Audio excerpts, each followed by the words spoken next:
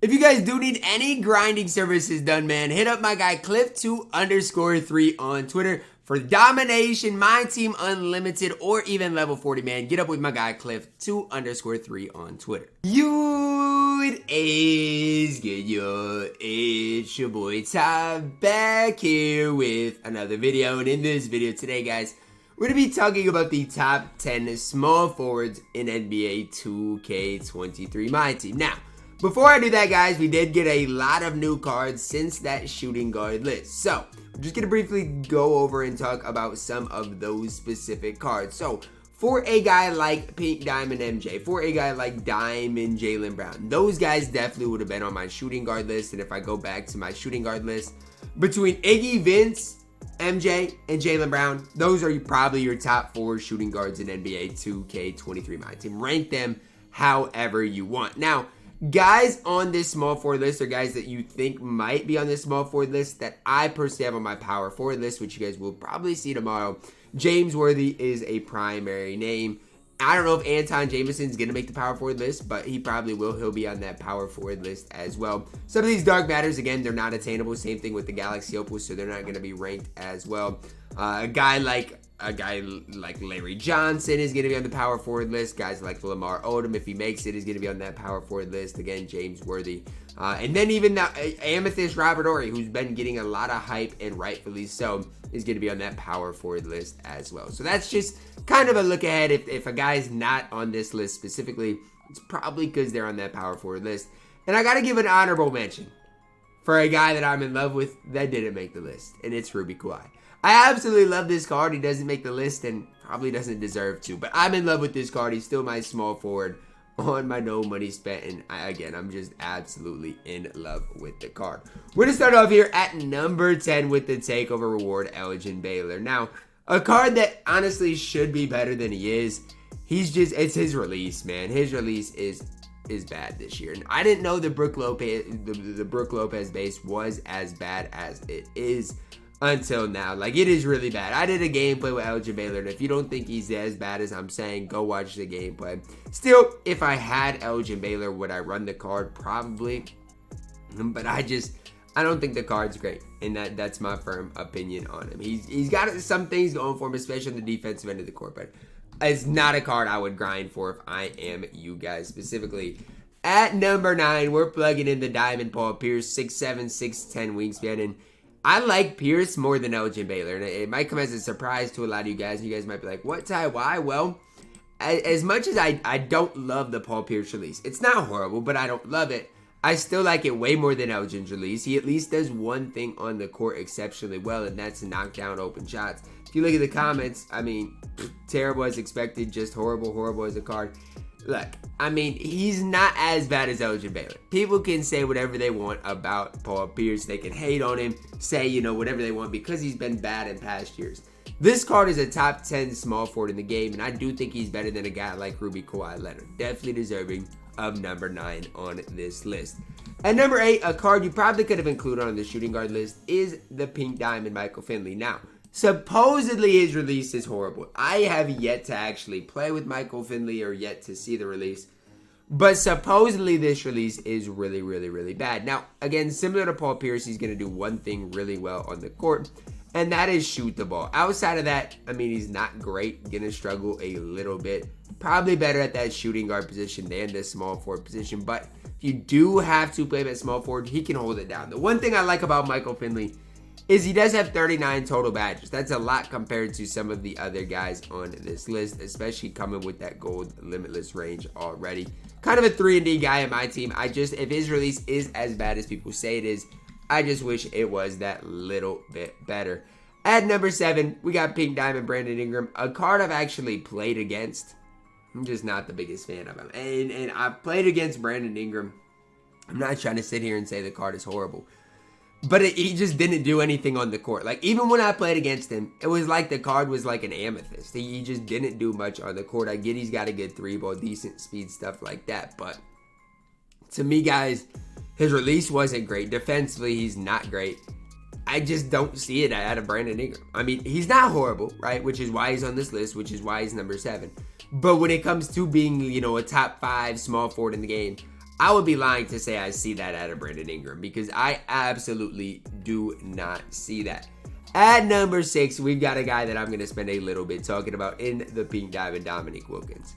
You guys might be like, Ty, you got Pink Diamond Dominique over some of the trophy case rewards? I do. I absolutely do. Why? Well, I don't love his release. Okay, let's start there. That's the Ray Allen base. If that's the Ray Allen base, I just don't even know what else to say. I don't see the Ray Allen base when I'm shooting with Dominique Wilkins, but that's my opinion. Maybe it's the uppers that mean more than anyways. 83 3 ball, so we can shoot just decent. The dunking, the slashing for this early on in my team is so important. I can't stress that enough. Right now in my team, one of the most important things to be able to do is run to the rim and dunk the ball. And Dominique Wilkins can do exactly that. Combined all that with his decent defense, right? I mean, he comes decent enough on the defensive end. If you upgrade, you know, some stuff, ankle braces, chase down artists, stuff like that, you're going to make him even better. And you can even upgrade the quick first step. I like Dominique Wilkins. It seems like every time I play against him, I'm annoyed because of how good he is at just strictly running to the rim. At number 5, we got Andrei Kirilenko. I have a love-hate relationship with this card. I do. The first time I used AK, I was like, this card's not even better than Kawhi Leonard. And I firmly believe that. But as time went on, I fell more and more in love with Andrei Kirilenko. As far as on the defensive end of the court, you're not going to find many better defensive players. Now, with that being said, do I prefer him as an on-ball defender or do I prefer Andre Iguodala? I personally prefer Andre Iguodala right now, but that's my opinion. His release, it's on the slower side of things, but with that being said, it's hard to contest. He leans back on it, which is hard to contest, and he does have a decently wide green window. Like if you play against Andrei Kirilenko, if somebody has ran this card for a while, they are going to green more shots than not with the card. A card that's just been Mr. Consistent for me. On my nobody spent, on my road to 250K, it's not mattered. He's been Mr. Consistent. A top 5 small forward. At number 4, we're plugging in Pink Diamond Richard Jefferson. I don't understand why everybody hates his release. His release is not that bad. I'm not saying it's great, but it's not horrible in my team. And I don't get why everybody slanders it. I mean, his release is not bad. He's got a 91 3-ball with Hall of Fame catch and shoot and corner specialist. Hall of Fame slippery off ball. With how back cuts are right now, that's an overpowered badge. Can dunk on everybody. Defensively is solid. This card is so underrated as a card to go for in the trophy case. He is so underrated. I was high on this card when he first came out, and I still am. If you want to kind of go with somebody that's not the traditional guy as a trophy case reward, Richard Jefferson is a great option. Now, I would probably, if you are no money spent, suggest maybe going for that point guard. But trust me, if you go for where Richard Jefferson is, if you lock him in, I highly doubt you'll be disappointed. This card can do it all. Now, a card that I'm a little bit higher on in the trophy case is Gordon Hayward. It really starts with the badge count. Gordon Hayward base compared to Richard Jefferson. Richard Jefferson has 26 base badges. 36 base badges. Gordon Hayward has what? 43. So you're looking at 7 plus extra badges. And it's just Gordon Hayward's ability to shoot the ball. Dunking wise, he's not going to be nearly as good as Richard Jefferson. But he's got such a smooth release in my team. Defensively is good enough. I'm not going to say he's great defensively because he's not. But good enough on the defensive end of the court. Can give him the badges he needs. I like Gordon Hayward. I used the gold Gordon Hayward, and I was absolutely chicken with this dude in, like, what was it? Clutch Time Online, Triple Threat Online? I'm not quite sure. But I was absolutely chicken with that card. And if that card's that chicken, I can only imagine what the Pink Diamond Gordon Hayward gets into. He's my sleeper out of the trophy case. I think a lot of people are going to end up running Gordon Hayward when it gets down to it. Pink Diamond Jace Tatum coming in as my number 2 small forward right now in my team. Now you guys might be like, Ty, JT's not number 1. No, but he is a close second.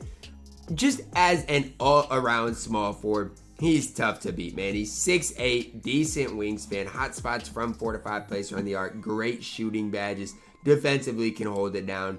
JT's release, which is green, especially if you use Jason Tatum a lot, you're not going to ever miss with the card. He can just do it all. There's really no flaws in Jason Tatum. Now, with that being said, does the duo make him much better? I mean, it gives him a few more gold badges, as you guys can see here. Outside of that, the driving dunk and standing dunk go up as well. So, honestly, if you have Jaylen Brown and Jason Tatum, it makes the duo quite a bit better. But is, you know, Jason Tatum my best small forward in the game? No. But if he's your best small forward in the game, I'm not going to argue it. A lot of people like Jason Tatum, and I think anything lower than 2, you'd be foolish to have him there. That's my opinion. But overall, is my best small forward today in NBA 2K23 MyTEAM. We've got the pink diamond Scottie Pippen. Badges, stats, they don't tell the whole story with Scotty. You've got to see what a fully badged up Scotty looks like. Because a fully badged out Scotty, you're looking at 5 Hall of Famers, 35 gold badges. You're probably looking at a Scottie Pippen with limitless range, with handles for days, with, you know, I don't know, what do you want to give him? Anchor, needle threader, whatever else you want to give him. That's what you're looking at Scottie Pippen like. His release, absolutely incredible. I mean, that's the first thing I want to say about Scottie Pippen, is when I've done a gameplay, there's not many people that I've liked more than Scottie Pippen. Does the duo make him much better? I mean, not much. Does give him a Hall of Fame acrobat, a few extra of those badges, but really doesn't do too much for Scottie Pippen. Does do a lot for MJ, though. I think it's easy for anybody. Honestly, I think the easy way to say it, Scottie Pippen's the best small forward in my team. If somebody wants to argue against that, they better have a tough argument, because I think it's really, really tough to argue against that, against Scottie Pippen as our best small forward in my team. That's going to wrap it up for the video today, guys. Remember, Dark Matters, Galaxy Opals, they're not allowed on this list because nobody has them yet. Who did I leave off? Are you guys a fan of a guy like Chris Mullin? Does he deserve a spot on the list? Drop a like on the video, subscribe if you are new. As always, but I love you guys, and have a blessed day.